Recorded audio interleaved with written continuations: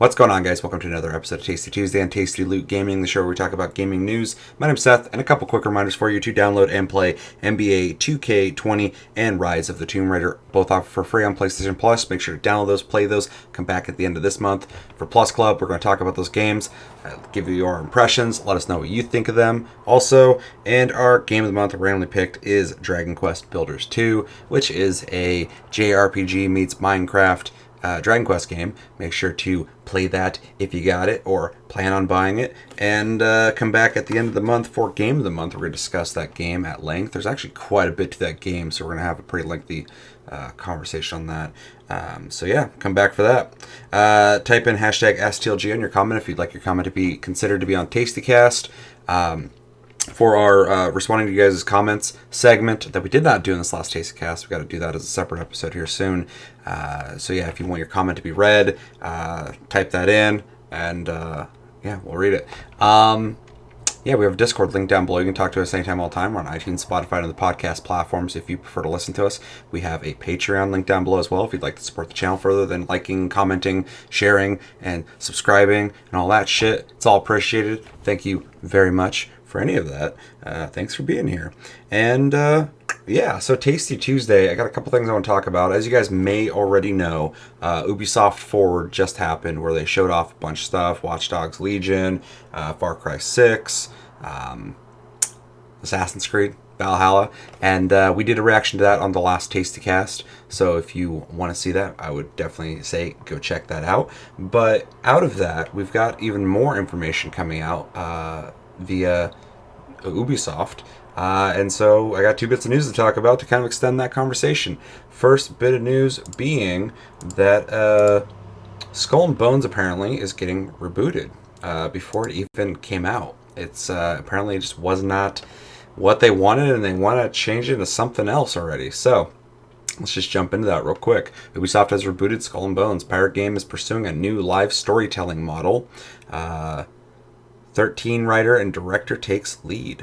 I saw the X in the 111. I was like, wait, what? X? Ubisoft has rebooted its open world pirate game Skull and Bones. Sources have told VGC, which is Video Games Chronicle. So I don't know who the fuck these guys are, but apparently they were told this. Announced at E3 2017, Skull and Bones is the first title led by Ubisoft Singapore studio, heavily inspired by its work creating the naval battles for Assassin's Creed Black Flag, which makes complete sense. Skull and Bones was set to expand the concept into a full game with customizable ships, PvP multiplayer battles, and a large ocean to explore either alone or with friends. Ubisoft had big plans for the Skull and Bones IP, and had even started developing a female-driven TV show with production company Atlas Entertainment. You haven't even launched the fucking game, and you're like, let's do a TV show. That's funny. The game was originally scheduled for a late 2018 release. That sure as fuck didn't happen. However, it's since been delayed in 3 consecutive years, most recently slipping to Ubisoft's financial year beginning in April 2021. And it was notably absent from this weekend's Ubisoft Forward event, which, yeah, it was, which kind of sucks. I want to see it. A couple games I kind of wanted to see there. Another one being Beyond Good and Evil 2, which is a very high-profile game for me. I really want to play that. The Pirate Adventure hasn't been seen since E3 2018, when Ubisoft promised to launch a beta test, which ultimately didn't take place. According to development sources speaking under the condition of anonymity,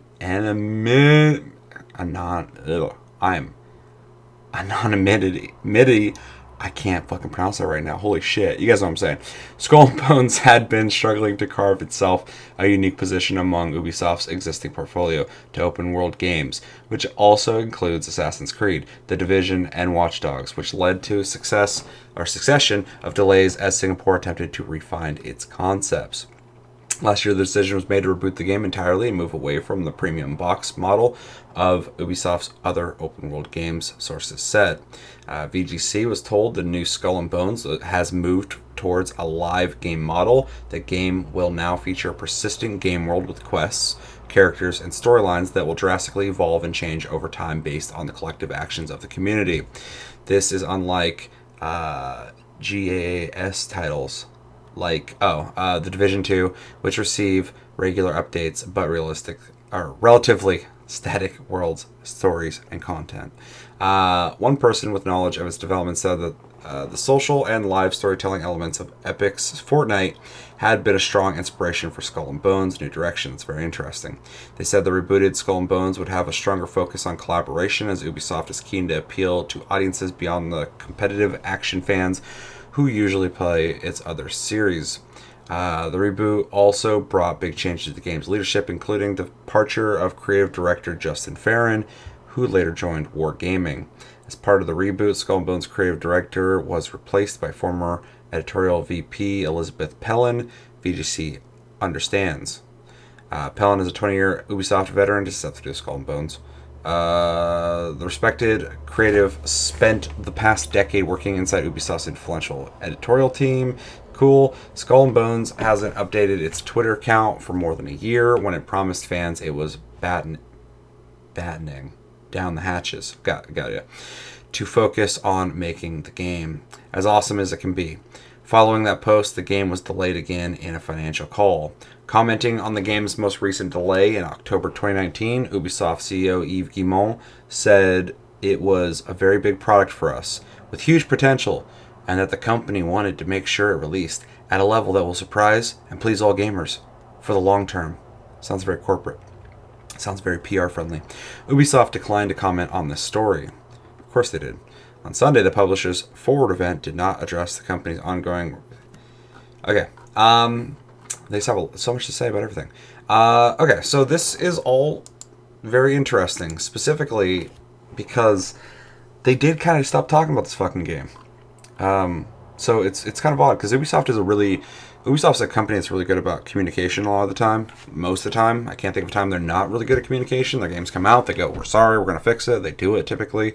They'll hype up a game, but, we haven't seen a whole lot on Beyond Good and Evil 2, but that's kind of a weird game. So, just kind of letting that be. But this game was also kind of like shown off here, shown off there. They say a little bit about it, but that's about it. And then just kind of go silent for a while, which has been really bad for communication. Now we're finding out that it's being rebooted before it even came out, which is probably a good thing. They might have been playing the game already and going like, I don't think this is going to be good enough. I don't think this is something that people are going to want to play. And I can respect that if they want to do that. But it does kind of worry me at this point on, do they know what they're doing? This idea of having this like world that's constantly kind of evolving as you play it, as games as a service model, sounds kind of cool, but the original concept also sounded very cool. So this is, I'm hoping it goes in a good direction, but I don't know. This is starting to kind of worry me, just because it seems like they're really kind of trying to figure out what this game should be mid-development, which you should have already had that plan ahead of time. The original concept sounded really cool. I like the idea of like being with your friends and being on a ship and going around fucking getting into these pirate battles and shit. It sounded really cool. To make that into more of like a persistent world MMO style thing could be really cool. It's just the development time on this is kind of worrying me a bit. But hopefully we hear something soon about it, because that we're not seeing anything on it. They did reboot it, I guess. So it makes sense they're not showing anything. If they're rebooting it, it means essentially they're restarting. Obviously the assets are going to be there. They can start. They're not starting from scratch, but they are, changing systems, changing mechanics in the game. And that's going to take time. And whatever their finished product is going to be, the original footage is not going to be indicative of that. Although I don't believe it'll be that much different. I think it's more so going to be different in the sense that they're going to make it feel more like a faux MMO like The Division, and less like a For Honor online, versus game, which it originally kind of sounded like. It sounded like a purely PvP driven game. Maybe had some NPCs in it, but now this is starting to sound like they're going to make it more like a... I hesitate to say MMO because I'm a traditionalist when it comes to MMOs, and it has to be like a massively multiplayer world for it to be an MMO. And this will probably be more instance-based, or smaller servers with plenty of people, but not like a shitload. But I would assume that's what they're going to go for. But given Ubisoft's fucking habit lately of wanting to make everything a games as a service, in a loot-driven game, honestly kind of drive me fucking crazy. So hopefully this isn't just following The Division, because they did that with Ghost Recon Breakpoint, and I didn't buy that game. I played it in the alpha, which was crazy. I actually couldn't talk about it, and it was kind of a fucking mess. But when I found out they're turning it into a looter shooter, the original concept I played wasn't a looter shooter. But when I found out they're turning to a looter shooter, I was like, no, don't turn fucking Ghost Recon into a looter shooter. That's not what that game is. And so I didn't buy it. And then eventually they made the I forget what it's called, but it's like the realism update that makes it feel more like a traditional Ghost Recon game. And I bought it on Epic Game Store for like $10. I was like, I can't. This is, that's nothing for a game, of this size. I played it, and there's a couple things I don't like about the game, but the gameplay is fine now. If you play it like that, for me personally. So, that's another game that succumbed to the idea of games as a service. Not games as a service. I guess it's kind of a game as a service, but like a looter shooter. It's not a FOMO either, but it's 4-player cooperative, but it's still like it's going into that direction of finding loot, finding leveled areas, and having to fight certain level enemies everywhere. It starts feeling similar to an MMO. It's the same as Division 2, and so if this game is going down the same path, I wonder if they're going to release the game, it doesn't do well, and then they're going to try and revert it back to its original state, the original idea. So yeah, I mean, I hope all in all that where they're going with this game is worth it. I hope whoever's in charge of this has a great vision for it. I think it's interesting that they're interested in this live storytelling element of like Fortnite, because I don't play Fortnite. I don't give a shit about Fortnite. I don't hate Fortnite. I just don't care about it. But one thing I do like that Fortnite does is they really support that game with crazy events, and it's kind of leading the industry in what you can do in like an online platform like that. That game has evolved much further than what that game deserves in terms of it as a genre, in a genre as a game. But Epic has really we make a lot of money on this. We got a lot of people who are invested in this game. Let's do these crazy big events, and I don't think this game will do that, Skull and Bones, but I think it's cool they're inspired by that. I think more games should be inspired by that, because they've done some really, really cool things in Fortnite that just has expanded what video games can do. I know it's a big claim, but they really have. It's crazy. So even if you don't like Fortnite, you can still look at it and go, that's crazy. They do these huge live events and shit where there's like celebrities or whatever the fuck doing these concerts or whatever. It's really kind of crazy. So I think a lot of specifically online centric games could learn something from that. But overall, this does honestly concern me a little bit. I hope it does go in a direction that's good. I hope it gets fucking released. I'm sure it will. It sounds like it's kind of in development hell a bit, but at the same time it's being rebooted, so they're starting over kind of. And I hope it works. I went. It's so disappointing, because I remember when I first saw it, I was like, I don't know if you can make a whole game based off that.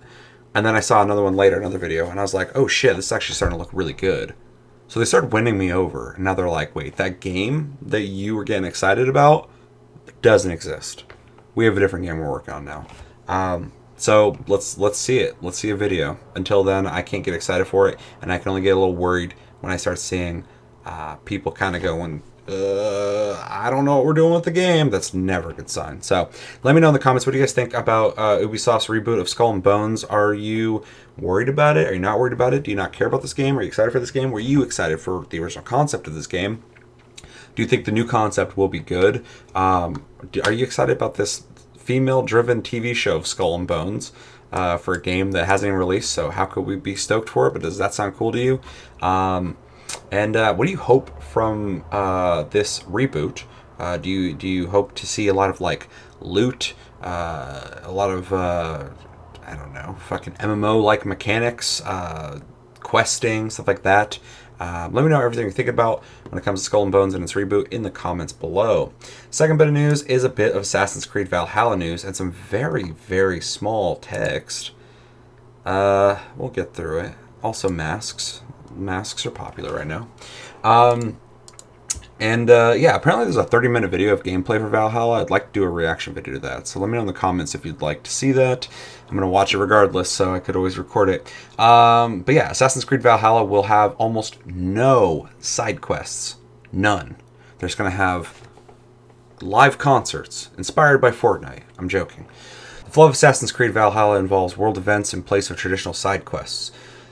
The Assassin's Creed series has always been filled with side quests to complete alongside the main storyline, and these have grown especially prominent in the recent role-playing games like Origins and Odyssey. For Assassin's Creed Valhalla, however, Ubisoft has completely changed its approach to side quests. In fact, they aren't really in the game at all.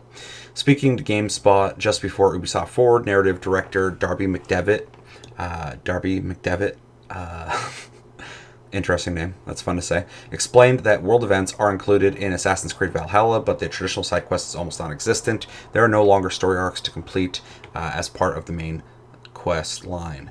But extra activities you complete will happen more spontaneously and won't necessarily be quests you have to seek out. So kind of like you're just playing the game, doing the main quest, and then something will kind of branch out from that organically, kind of sounds like. Kind of interesting sounding, but also I'm a little confused. This approach was chosen to fit the narrative as the protagonist Ivor arrives in England as an invader rather than a native. Having quest givers left and right would not make sense, as you're still actively trying to make alliances. It comes out November 17th, all that shit.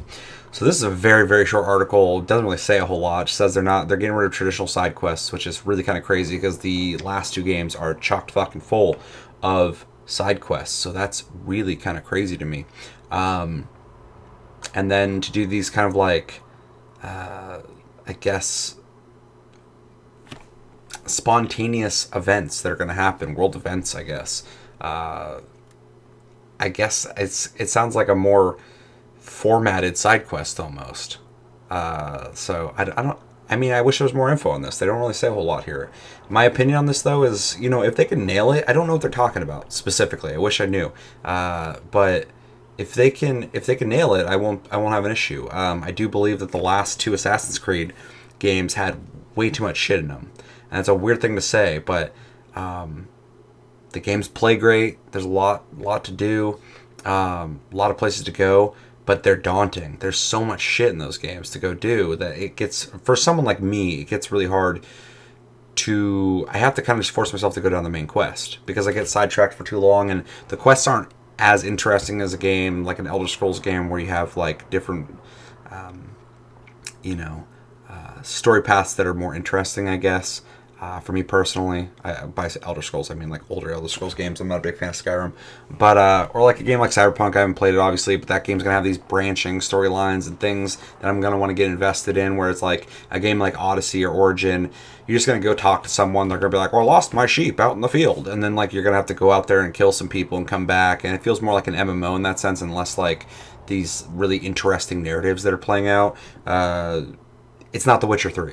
That's the best example. The Witcher 3 had amazing side quests, and most games don't have side quests that good. So the idea of them rethinking the way they do side quests in these games is fine to me, as long as it's not. I don't want to play a game that just doesn't have side quests too, in the sense that it doesn't have other things to do, because it's going to be an open world. So it's going to be interesting to see what they do. But other than that, there's not a whole lot of information. This almost exists just so they could be the first ones to say it before Twitter goes crazy with it, possibly. Or as Twitter's going, hey, there's no side quests, the GameSpot can go, hey, did you guys know there's no side quests? And everybody on Twitter's like, yeah, we know, get the fuck out of here. Yeah, so because that doesn't have a whole lot going on, I'm just going to watch the Assassin's Creed video. So I didn't plan on doing this, but I'm just going to watch it. So fucking let's just jump in and listen about it. So let me know in the comments, though, when it comes to the side quest thing. What do you think about that? Do you have more info on that than GameSpot? And what are your opinions on it? Are you okay with it? Are you not okay with it? Would you prefer traditional side quests? Are you more okay with these dynamic events that happen as you play through the game for reasons of this isn't a territory that you're going to be friendly with everybody, so it doesn't make sense for you to just be doing side quests, and it more so makes sense to just be experiencing side quests, I guess, dynamically. Let me know everything you think about in the comments below. But yeah, we're gonna watch this video and see what the fuck they have to say about Assassin's Creed Valhalla. I've not watched this, so this is me reacting to it. 3, 2, 1, go.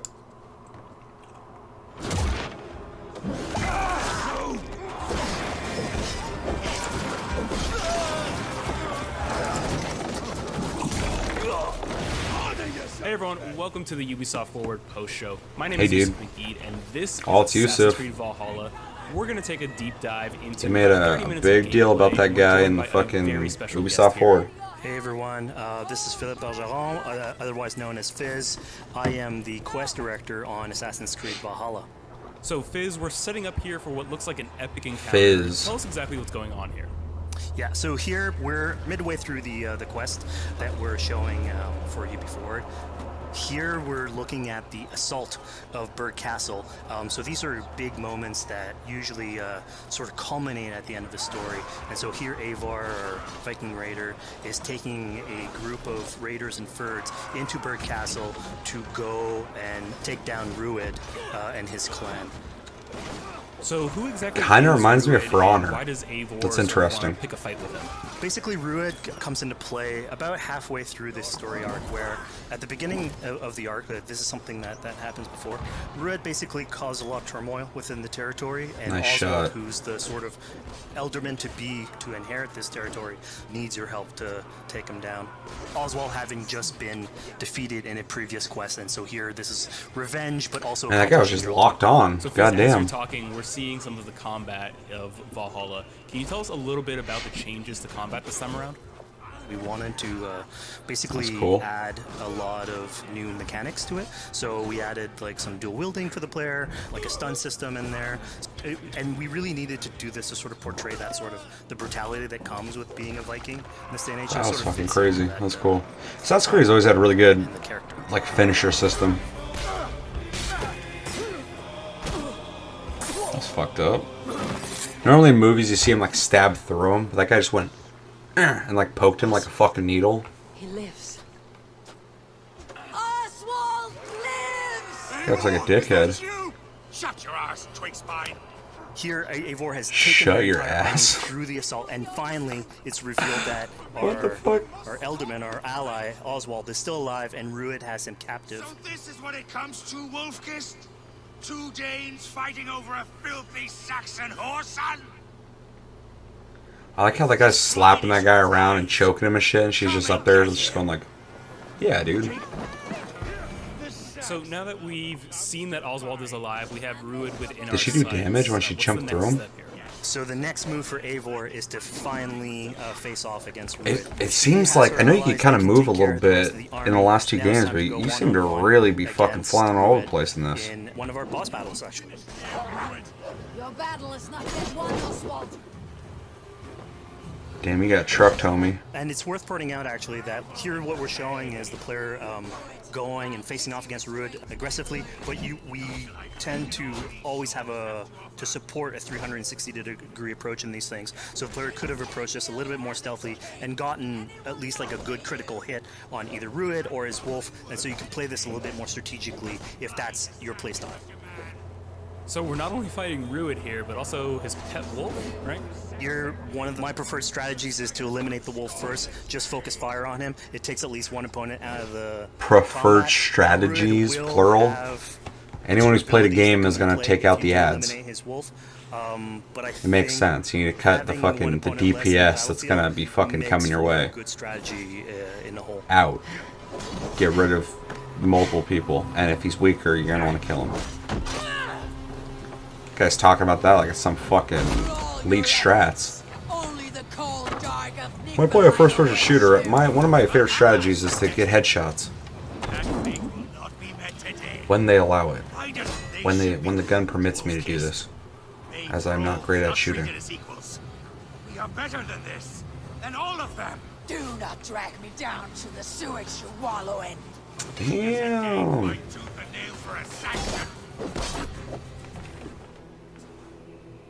You That's really upset. These wastrels, these arrogant swine. Eivor, no! He should be tried before God, a lawful assembly. Alright, so we've defeated Reboot, we've freed Oswald. What comes next?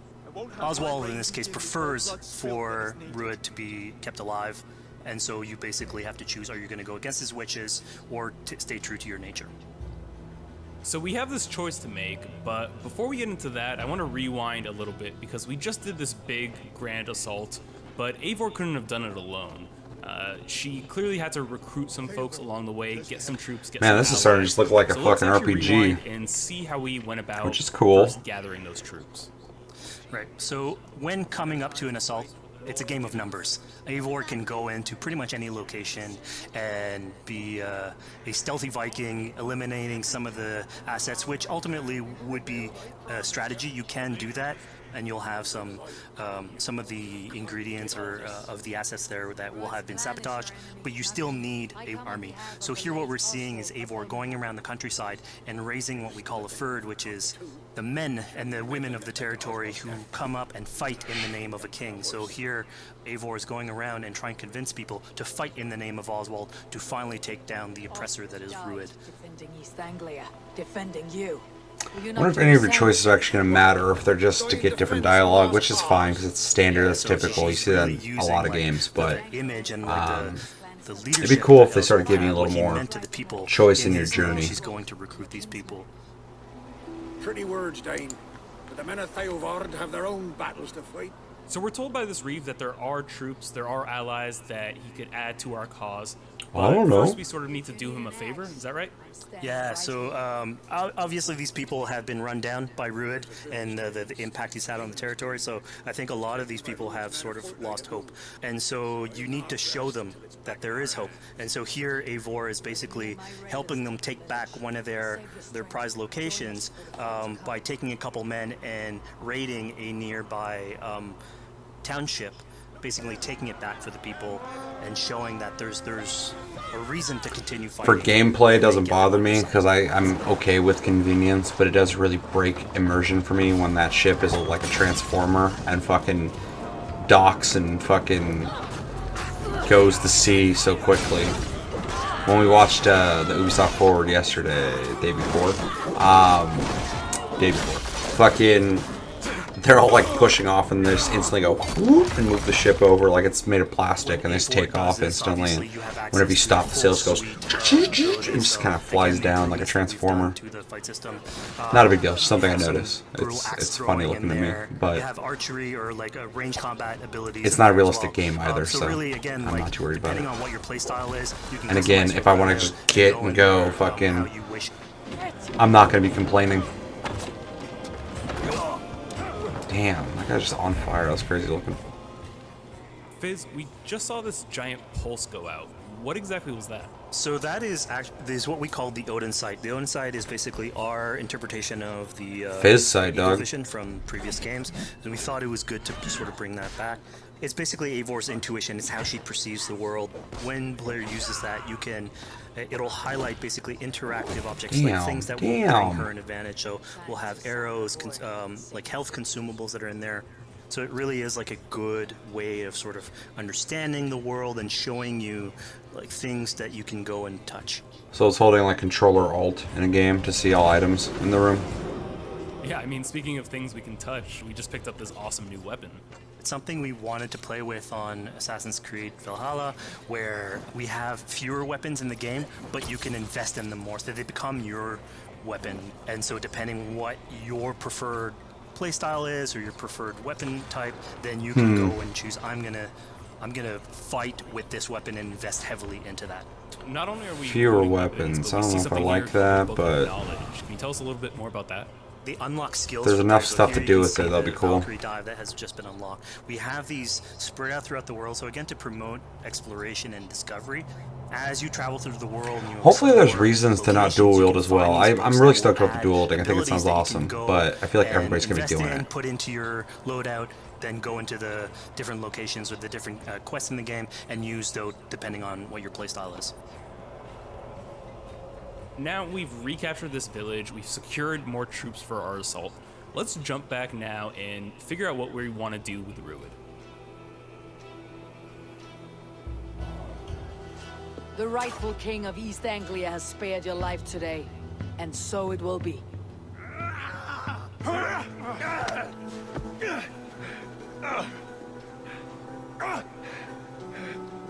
He's really upset you and fucking just murder him. Suited for anyone, Eivor, including you.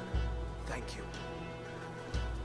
What compassion? That guy's Eivor fucked either decided to way. let him live. Rud is really angry about that. Being a Norse Viking, being put to the death in battle is your road to Valhalla. So he was basically denied access to Valhalla in this Yeah, situation. what's the compassion there? Obviously, all of these decisions come into play later on in the game, so we have very difficult decisions for the player to make. We didn't want to have easy decisions.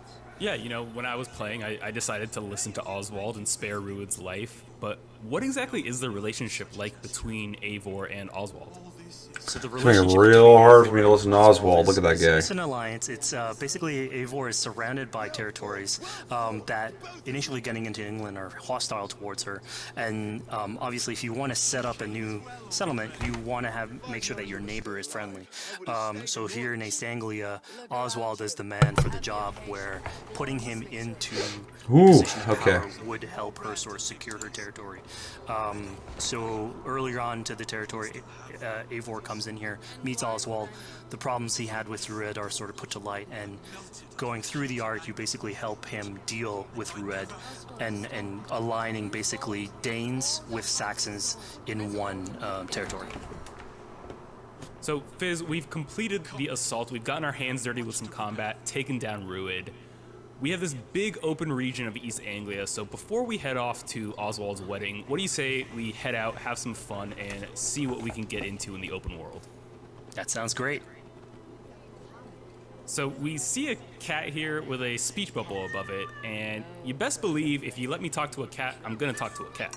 Yeah, these are some of our some of my favorite moments actually in the game, where we put out a whole bunch of events throughout the territory.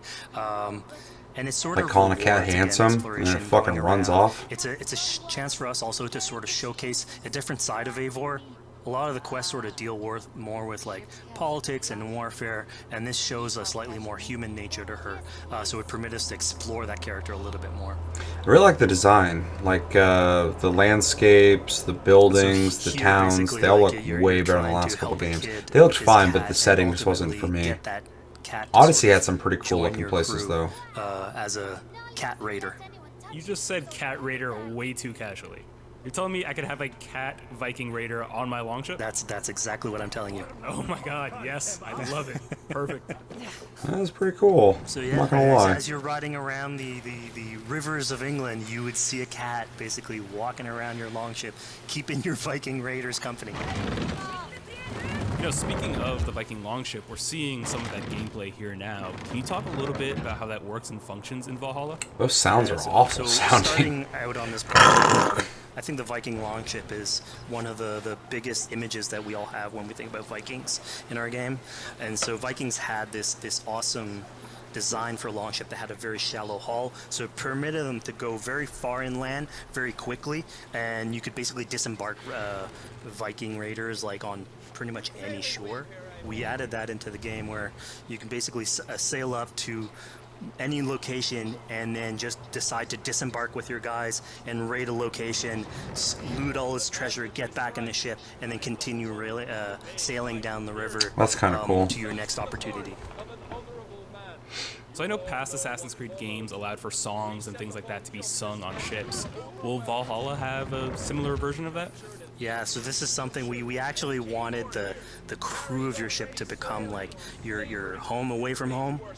So we added stories and songs into the ship. So basically, as the player is going around, you could decide to have your skald sort of sing a song for you as you row down the river. But you can also decide. The depending game on obviously who the is raiders taking are a in lot your of the ship DNA of to what hear they've more done with about their Assassin's lives, Creed so at this you can point actually queue forward, up so it stories, seems, and you know, they'll like give you a little Assassin's bit more Creed, but at the same background time, the new information. setting, You a get lot to of the know your little features sort they're all of adding is kind of fighters as culminating you're to something traveling that around feels the like it's world, going to which be is a more, cool, moment. So I don't here know, we're seeing a expansive bit of a as different view. this What exactly are we looking at? RPG that We they're had really this trying to on build. previous Assassins where you would like Damn, just go ride right on, into those on your fucking horse and you birds. could pull out, have the horse sort of follow the track. We have a similar thing for the ship where you can put up your sails. It's cruise control for the ship, so you can pull back, take in the Interesting. scenery, listen to some songs or some stories, and just take it all in. It seems pretty cool. So, speaking of Viking songs, we have an activity here that's not exactly singing, but kind of related, right? Yeah, so here what we have is what we call flighting, which was an activity that Norse people would partake in. They would like to have a battle of wits and sort of poetry, where insults would be thrown back and forth between each other. The Like a idea rap was battle? to try and have a good insult, but also to have a good rhythm and These guys are like a good fucking rhyme in there. So it's Ubisoft Forward, they're basically a like, precursor to well, rap battles. Vikings were really sneaky people, honestly. You didn't know that. They're like Here's the ninjas. silver. And now they're like, they used to rap battle. To all those whom I speak, they say Eivor's a clod. Then you're speaking to fools and their knowledge is flawed. Well, How exactly do you go about being successful in one of these? The trick behind a good flight was to choose the right insult, identifying the right Yeah, cadence, insult him, not the and other then people. trying to find what rhymed the best. I'm known for my might. interesting. Interesting. Silent whispers all claim that you're terribly dense.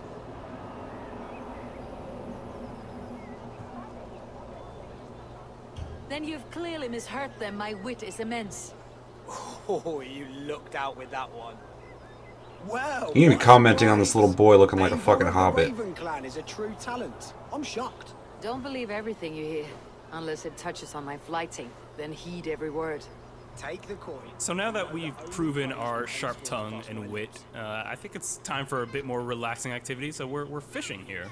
Yeah, that's it. Okay, how's fishing, though? So we gave Damn, you gotta Eivor a fucking- fishing line, so you can actually throw out a line and go catch some fish. This is used basically to play into our new health loop, where the player will lose health in the world, and it doesn't automatically regenerate like we would have in the past. So you actually have to go out and get some supplies. So you'll find mushrooms. So you actually have and some HP. food that you can gather. But here, like you can also catch some fish and consume that to regain some health. We also will sometimes have it in certain quests. So it's a good way to sort of chill out on the side of the water and just again take it all in. This is gonna be a staple in all Ubisoft games soon. Just hunting and fishing. Which is fine. I'm This is playing what Far we Cry call 5 one of again our right now, and offering I altars. fucking love hunting. So in the it. idea is that you find these around the world and you make offerings to it. So it'll take like animal parts and stuff that you can find throughout the world. Here what you're seeing though is sort of like a fancy version of it, where as you do your offering you get interrupted by some kids that basically come and steal your stuff. So it's just a way for us to sort of showcase that like the systems and the activities in the world can sort of play in with some quests and some little events. So it's our way to sort of dress up these moments and make it all fit inside the whole experience. Yeah, this seemed like a really sort of unexpected turn for what I thought was going to be kind of a simple interaction. Yeah, and it's really what we were trying to do with these events is to give another dimension to Eivor, other than just the pure rar Viking or the politician. Because you can Ghost imagine bunnies. at some point that will grow old if you're always telling that version of the character. So it lets us really go into the depth of who is Eivor. This what game already has a motivates her, huge edge in the how last she couple can games for me interact with too, the because world I outside really of, like the scenery. warfare Like and it politics. really matters. Like if I'm running around a world I don't really enjoy, the gameplay also better be showcases, fucking like, good. a The story better be different good, because facet of the otherwise, world at the same I'm not time. enjoying It's exploring. so But in this, it I'm just looking at widens everything. It the looks breadth fucking of the great. stories that we can tell. So who exactly are these two children? These are kids That's a of great East question. Anglia. Where the They fuck are your parents at? Going through tough times with whatever Rooted's been doing to the territory, and so they're just here trying to survive. They're out here and looking like fucking basically exploit the people Senwa. that are there to make offerings. It was kind of nice to see that Eivor wasn't really necessarily upset at them for stealing, and after you talk to them, you have the choice of helping them. You can give them food, give them some money, or maybe just say, hey, good luck, on your way. Yeah, and then this is something we also wanted to do a lot. Like, so here we're doing an event, we do it in quests as well. But we wanted. I should have said that when I was a kid, dude. When I got in trouble, fucking be like, I'm not bad children. I'm just hungry. They can sort of shape Eivor a little bit, who she is, so it represents them a little bit more, and they can role play that a little bit better. Give them And food. again, If it you give just them, gives her, give them like, money, a they're little gonna go more buy drugs, humanity in these alcohol. moments. You know the whole thing. Do provide for small You know what walkers. people say. Those kids are just looking for the Here, next large fucking hit. walker. A necklace? Yes, it's a St. Martin seal. You're welcome here anytime, large walker. You're one of us now. Visit us, okay? I will. Take care now, small green walkers. Should have called that fucking Hobbit nerd a So I fucking think poetry AC guy. veterans Small might green walker. recognize this here, but what exactly is Eivor chasing down? Yeah, so here you're seeing Eivor. Yeah, he said that like he running was down inconvenienced. one of our tattoo images. So this is challenging the player on free run abilities, but also for fans of the series, sort of pulling at their heartstrings for some beloved features. So are we going to be able to tattoo Eivor? Yes, by collecting these tattoos, you actually bring them Yes! back to your settlement, and then you can customize different body parts, having different tattoos everywhere. So again, another form of expression, and it's sort of to represent that Viking culture. Fizz, one of my favorite things when I was just out there exploring East Anglia was coming feel like upon a I should buy house this or on building PC. and realizing that there Or was a chest inside. But it's coming there around was the same no time easy consoles way are, in. new And consoles, in so this maybe case, that, I but saw all the doors were barred. it, and I knew it's that a really because good there was looking a chest game. in there, there I'd like to must see have it at the been high some way to graphics. get inside. So I went around the back and, found a way in. Yeah, I'm glad you actually caught on to that. You're pointing at something that we wanted to work on a lot on Valhalla, where we wanted the exploration to make you feel smarter. So we played a lot with puzzle solving, so making sure that every house that you find sort of appeals to you, like it draws your attention, and then when you want to come and explore, it's not given to you. You still have to work for it a little bit, so it'll challenge you on your observation skills, logic, just trying to find how do I get into this. So we play a lot with level design, quest design to offer challenges to players, and you basically come out of it like with a better feeling for the exploration, but you also get to see more of a story behind any of these locations which we've crafted. So it gave us a little bit more time to sort of slow down the experience and tell a different version of a story.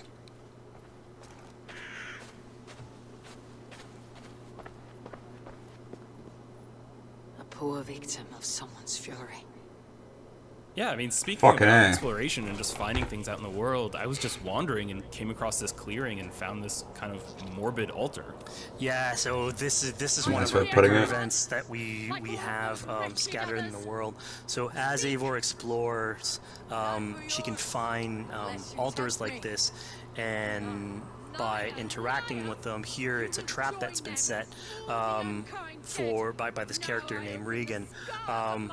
Now, there's a bigger story behind all this. There's multiple steps to it later on. So this is one of the moments. It permits us to go into a slightly more mystical realm and play with a boss fight that has more magical abilities, if we will. And kind of flirting with that And since basically have this Origins. awesome boss fight in the middle of the swamps. And so here, I don't know if that was the video lag or the game lag. That was are a little bit on the mystical side of things. unsettling. What's happening is Eivor at the beginning in that trap is poison, and so she starts sort of hallucinating, seeing the world in a sort of different light and filter. And so that's sort of what lets us go into the realm of the weird. Realm of the weird. Fill me!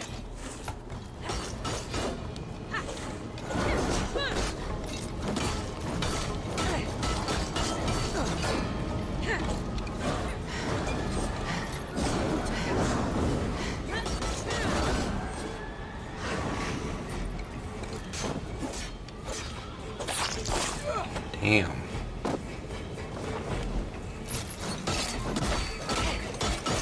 Enough of this crackling and bloodshed. Arrest your demons. So we just saw here that Regan belongs to something called the Daughters of Lyria. Yeah, That was a that's pretty cool correct. animation By finding where she's the stabbing her daughters, shit. you'll She's get a still little trying to more fight. backstory on who they are, so we don't want to spoil that too much.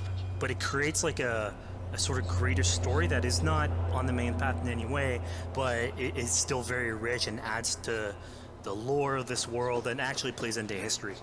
So we just had a really exciting, really intense boss battle. I think it's time for something a little bit more relaxing and calming now. Like It's fishing? here it's all about Or calling cats pacing handsome? yourself with the highs and the lows. So here we have a low chill moment of what we call building a cairn. So So Eivor, as she explores the world, will find these sort of meditative areas where you have a pile of rocks that you could just stack on top of another using physics. And I mean, yeah, the ultimate goal is to try and get the highest pile of rocks, but really it's about taking in the sights, relaxing, taking a step back, and just building something. It's very unexpected. It's not really a feature I'm super excited on, but it's kind of neat. This is a test of mind and wit. Oh, you fucked up. Stones high and wide into any shape you like. I mean, you can spend as much time as you want building these things, making them as high as you want, as weird as you want. I'm sure, like, a lot of these stuff will People are gonna do some really weird shit with this. Structures. And the cool thing is that once you've built it and you decide to get out of it, it sort of stays there. And so that's yours, right? And until the moment where you come back and you want to build a new one, it's sort of cool that we were able to give that to players to express themselves. At this point in the demo, we've explored East Anglia. Express myself with Met rocks. some children. That's neat. I like the idea of side things to do that are like meditative and not just combat. Things to find and explore. See, this looks really neat. I'm really impressed with the way this game looks. By the moment you get into the territory, sort of like mentioned by Oswald. Like I'm sold just on the idea of exploring this world. Get married with his Dane lady. And so, as you go through the arc, that's sort of like the underlying thread. Really, it's about Rued creating Oswald looks like a Dane lady. Territory and helping Oswald sort of get above that and show that. Don't he's a punch good that leader. little boy. You're gonna And so kill him. You finally, after going through all of that arc, finally get these two together, go through their wedding, and you're invited to attend the ceremony, and then all the activities and fun times that comes afterwards. Yeah, as much as we've seen the brutal side of England, it's nice to see the joyous side of it as well. Yeah, and it's something we really wanted to play on in Valhalla, where being a Viking is not only about being a raider or a warrior. I mean, there's revelry, there's feasting, there's partying that goes, and like if someone knows how to party, it's a Viking. And so here, this is one of our opportunities to sort of show that. Not only were they sort of Viking gathering ninjas, what's cool here is it's a good alliance of cat Norse petters. culture They're with partiers. Saxon culture, sort of Nobody smashing those parties two like a things Viking. together, and building bridges. Yeah, I mean, what's a wedding without some drunk archery, right? Yeah, so that's cool. Anything can happen in a Viking event, right? Eivor, yeah, here, you just get drunk, shoot some arrows. So this is kind of stacking on top of the article I read. There's barely an article talking about how it's not going to be traditional side quests, but more so like dynamic things. It seems like there's a flow to this game of constant events that are just kind of happening around you that you can maybe partake in, which is interesting. So here we see the decision I made to spare Rued came back to bite us. So you're telling me I should just murder That's him? the decision you made, coming back. So as we said before, all of your decisions have consequences, and this is a big one. I challenge you. I accept.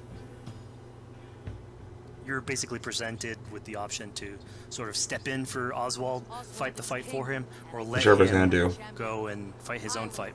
Yeah, So personally, you want to sit there and watch Oswald fight? You're playing the game. You want to fight people. The type of person who likes to finish what she started. Plank by plank, and a dead king cannot keep his oaths. Let me finish So this. I'm more interested in what happens if you told him to fight. Oswald, you gutless Irish swine! 'Cause this is an obvious route. You're gonna fight him. You're gonna kill him. How does this encounter with Rued differ from our previous fight with him? So at this point, you've eliminated. But if Oswald his wolf, fights so him, it's does he just like him. And so fucking beat his ass or what? You have to he's step in angry at this anyway? point. I can And so imagine he that will start happening. using Oswald's fucking, his oh, I'm gonna big die. And you're like, abilities alright, I'm a Viking. I got no fucking morals. I'm just gonna come in and kill. So it's way more vicious, way faster. There's less strategy. He goes. Oswald's over there just wanting to literally have a swords blazing conversation. at you. And so this is a fight to the death. Excuse me. I'd like a Diet Pepsi while you're at it.